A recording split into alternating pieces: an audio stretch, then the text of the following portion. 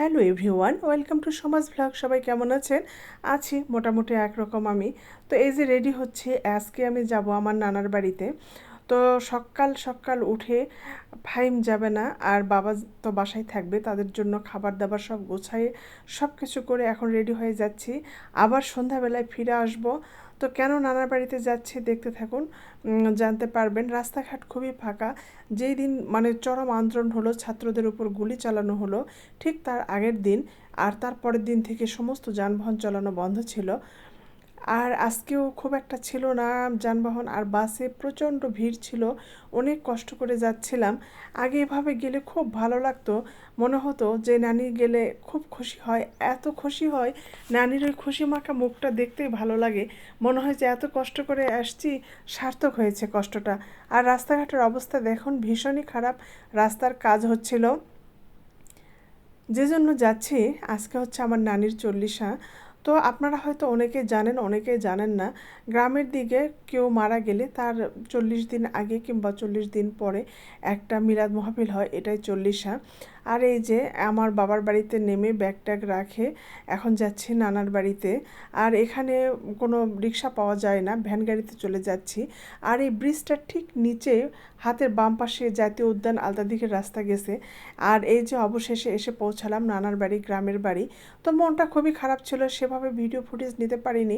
তো ভালো করে আরেকদিন যদি যাই কখনো, তাহলে আপনাদেরকে দেখাবো বাড়িটা। গ্রামের বড় বাড়ি, এই যে অনেক গাছপালা, উঠান। আর এটা হচ্ছে আমার মামার ঘর, আর পাশে আমার নানির ঘর। এটা হচ্ছে মাটির একটা দুতলা বাড়ি। না বললে কেউ বুঝতেই পারবে না। দেখেন ওয়ালগুলো দেখে কি বোঝা যাচ্ছে এটা কি মাটির বাড়ি? কমেন্টে অবশ্যই জানাবেন। এত সুন্দর করে ডিস্টেম্পার করা। আর গ্রামের ঘরগুলো তো অনেক বড় হয়।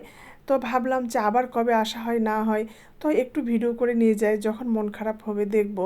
আর নানি যেদিন মারা গেছিলো সেদিনও আসছিলাম, কিন্তু সেদিন তো রুমে ঢুকিনি। দেখেন একটা রুমের মধ্যে কত কিছু রাখছে, ফ্রিজ, টিভি, বুক সেলফ। আর এখানে অনেক রকমের পুরস্কার আমার মামাতো ভাইয়ের। এই যে শোকেস রাখছে, পিছনে জানালা, একটা টেবিল, হ্যাঁ আলমিরা, আবার দেখেন ড্রেসিং টেবিল, খাট। একটা রুম তাহলে কত বড় যে এত কিছু সুন্দর করে গুছিয়ে রাখানো যায়। আর এই যে হচ্ছে আমার মামাতো বোনের পড়ার টেবিল। আর এদিকে বাহিরে এসে দেখছি আমার মামি, বড় মামি আর ছোটো মামি আর এক মামা মিলে বিফ বিরিয়ানি করছে। তো গ্রামের এরকম বড় প্যানে করে যে যেটাই রান্না করা হোক, আপনারা যারা খেয়ে থাকবেন তারা নিশ্চয়ই বলবেন যে আসলে অনেক মজার হয় কিন্তু খাবারটা খেতে। তো রান্না সব কমপ্লিট হয়ে গেছে। এখন বড় মামি আর ছোটো মামি মিলে প্যানটা ভিতরে বাসার ভিতরে নিয়ে যাওয়ার চেষ্টা করছে।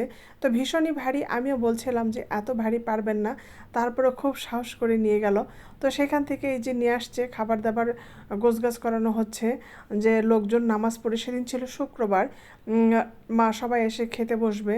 আর এই যে এটা হলো একটা মানে ঘরের সামনে একটা বড় বারান্দা। তো এখানে লোকজন বসবে, এই জন্য এই জায়গাগুলো পরিষ্কার করা হচ্ছে। ওই পাশে একটা ডাইনিং টেবিল আছে, তো ডাইনিং টেবিলে তো আর সবার হবে না, এই জন্য ফ্লোরে সুন্দর করে বিছানা করে দিবে, সেখানে সবাই বসে খাবে। গ্রামে এভাবেই খাওয়া দাওয়া করা হয়, আর ভীষণই ভালো লাগে। আর ওইদিকে উঠানো চেয়ার নিয়ে অনেকেই বসে যায়, যেখানে যেভাবে পারে খাবে। তো এই যে কিছু লোক খেয়ে গেছে আর কিছু খাচ্ছে। তো ভিডিও করতেও খারাপ লাগছিল, সবাই বিব্রত বোধ করছে। তো বিফ বিরিয়ানি আর ছিল একটা 7 কেজি ওজনের কাতলা মাছ, বুটের ডাল দিয়ে রান্না করছিল। এতই মজা হয়েছিল।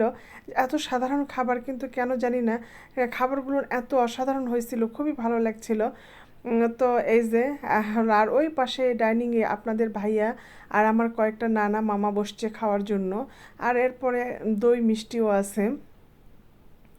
আমার তো খাতে কি ভীষণই খারাপ লাগছে। বারবারই নানির মুখটা ভেসে উঠছে, যে নানি যদি থাকতো তাহলে কত খুশি হতো, দৌড়ে দৌড়ে বলতো যে এটা খাও মা, ওটা খাও মা। আর এই যে আশপাশে বাসার মেয়েরা খেতে বসছে সবাই।